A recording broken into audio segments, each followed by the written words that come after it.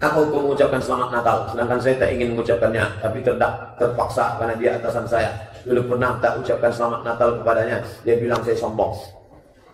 Takut dibilang sombong atasan atau takut dibilang kafir sama Allah? Berarti tak betul ucapan kita Allahu Akbar. Allahu Akbar. Ada yang lebih besar lagi, Direktur Akbar. Atasan Akbar, lebih besar. Ketika kau mengatakan selamat Natal, maka ada 3 konsekuensi. Pertama, kau sudah mengatakan Isa lahir 25 Desember, padahal dia tidak lahir 25 Desember. Selamat Natal, berarti kau sama mengatakan bahwa Isa mati di palang salib. Padahal Quran mengatakan wa ma salamu wa ma qatalu, walakin syubbiha lahu. Dia tak mati di palang salib. Yang mati di palang salib adalah Yudas Iskariot. 3, ketika kau mengatakan selamat Natal, berarti sama artinya dengan kau mengatakan Isa adalah anak Tuhan, anak Allah, Allah Bapa Ruhul Kudus. Haleluya. Nauzubillah.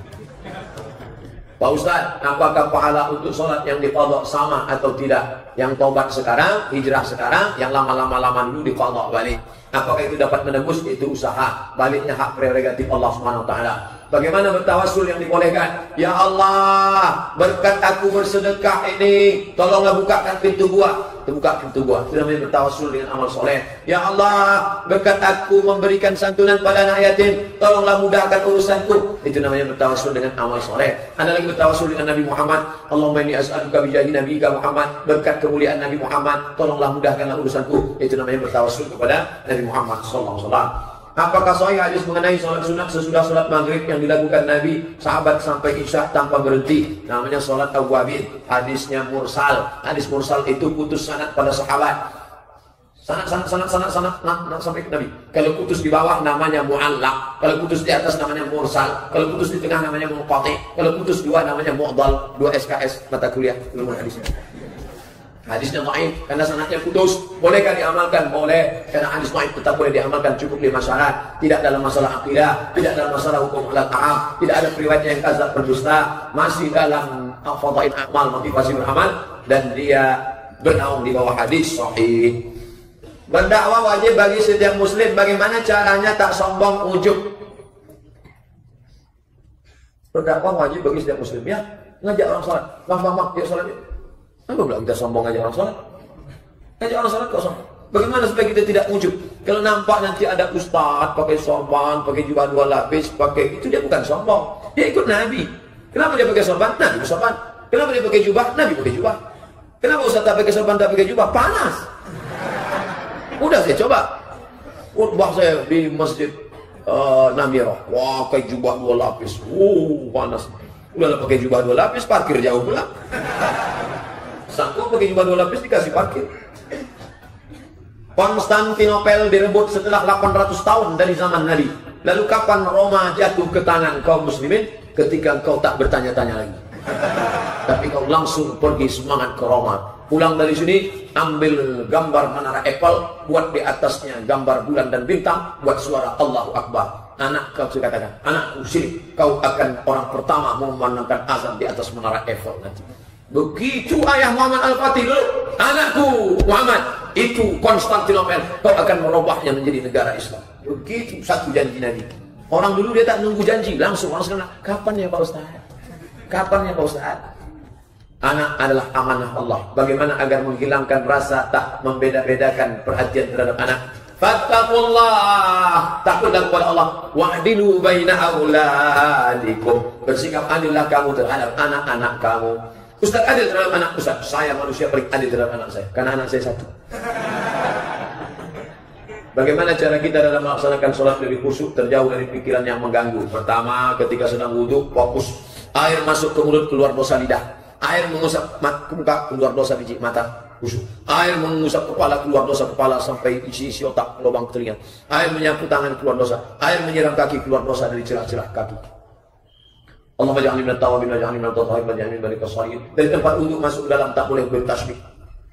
Kertak-kertak yang boleh bertasbih subhanallah. Jangan ngobrol. Ustaz katakanlah subhanallah, subhanallah. Nah, lalu kemudian mulut bergerak, hati. Hati ingat, mulut bergerak. Apakah Nabi itu kalau sholat mulutnya bergerak? Naam. Kata Khabbab Ibn Al-Arf. Dari mana kau tahu mulut Nabi bergerak? Kau tengok jenggotnya bergoyang. Bergerak hati ingat. Hati, mulut, konek. Agak-agak jauh, molekkan balik. Agak-agak jauh, molekkan. Inna sholati wa nusuki. Ayatullah. Jangan sampai hilang. Pergi pula ke Instagram, masuk ke Facebook, Twitter, BBM. Ustaz, saya ingin bertanya bagaimana caranya agar kami yang masih muda ini untuk tetap istiqomah dalam menjalankan agama Allah. Karena saya punya teman selalu mengajak kebaikan, tapi dia tidak mengajarkan kebaikan. Dia mengajak kebaikan, tapi dia tidak mengerjakan kebaikan. Oh, bahaya. Remaja Masjid Baitur Rahman. Kapan-kapan main ke masjid kami ya Ustaz? Ada nampak senyum. Alaikum bil jamaah. Hendaklah kalian berjamaah. Nama jemaahnya apa? Irma, remaja Masjid An-Nur. Nama jemaahnya apa? Fodamara, remaja Masjid Raya Pasar Bawah. Nama jemaahnya apa? FSRFM. Nama jemaahnya apa? Remaja Masjid Baitur Rahman. Tetap kalian fokus ada gerakan. Semalam saya dikasih stiker tebal untuk ditempelkan di motor-motor. Untuk apa? Remaja Masjid An-Nur membuat gerakan dipimpin Ustaz Doni. Anak-anak yang punya motor, nanti akan pergi ke masjid ini, tabligh akbar, masjid-masjid sekitar Pekanbaru yang tinggal di perkampungan kecil ditinggalkan orang, gotong royong bersihkan. Nanti ada tanah lapangnya di situ main-main bola, ada pula sungai di situ mandi-mandi di sungai. Jaga, tapi tetap tidak khalwat berdua-duaan dan lain sebagainya. Terus kalian berjamaah, jangan sampai meninggalkan jamaah. Karena serigala hanya akan menerkam kambing yang memisahkan diri dari jamaah. Ketika ada seorang perempuan ingin hijrah, apa yang kita lakukan Pak Ustaz? Ada seorang perempuan ingin hijrah ke kita.